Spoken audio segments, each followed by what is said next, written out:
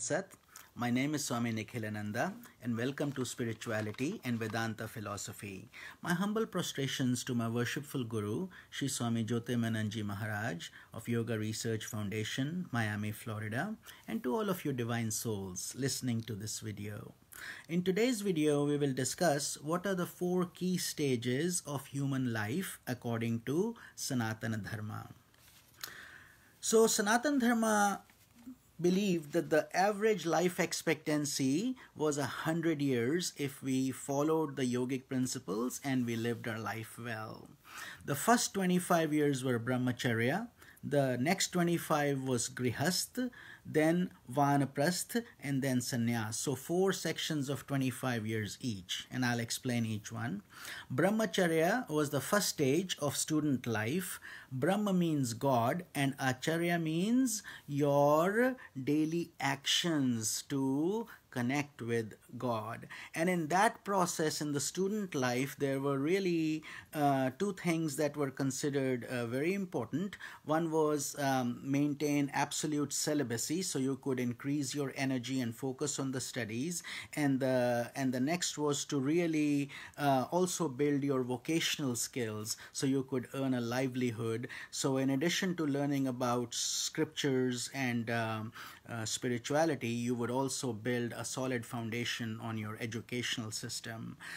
So that was the first 25. Then the next 25 came to be Grihastha, which Grih means house and Asth means to establish yourself in a house, basically become a householder. So this was the phase where you would start earning money from your educational skills, get married, have kids, have your social values, build a society, help humanity, and kind of get involved and do whatever else you wanted to do during that prime of your life. That is basically your environment where you get to enjoy a householder's life.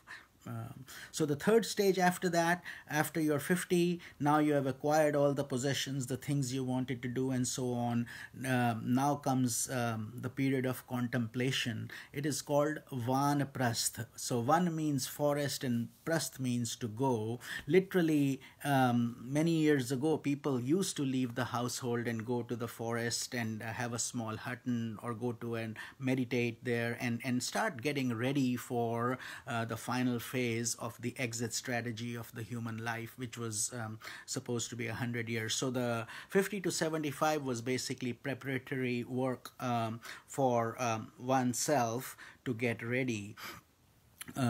So that's what they would do at that point. And then the fourth stage would be Sannyas, which was from 75 to 100. And Nyas means purification, and Sannyas means absolute purification or total detachment now at this phase from the world and focusing entirely on your spiritual work, on your connection with God. Because after 100 years, you were supposed to die, and then the focus was to not get born again. Sanatan Dharma is emphatic about reincarnation and that you can absolutely avoid it and get liberated, which is called mukti or self-realization if you did it correctly and you followed these 4 ashrams properly. So that was the fourth stage. Now, one more important point here was that if you were spiritually highly evolved and at any age you felt that now you wanted to just dedicate your life 100% to your spiritual goals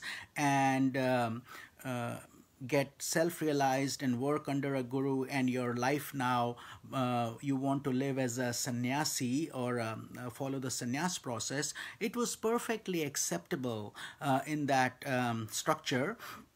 And you could either a student or a grihastha or a vanaprastha, whenever you were ready, you could decide that now you wanted to take sannyas, not wait for the 75 to 100 age bracket before you could do that. So it was fully acceptable, very much encouraged. In fact, my Guruji, you can see his picture in the back, he was only 22 and he never got married, and he was a Brahmanishta Brahmashrotriya Guru, and he got initiated from Swami Shivananji Maharaj of Divine Life Society.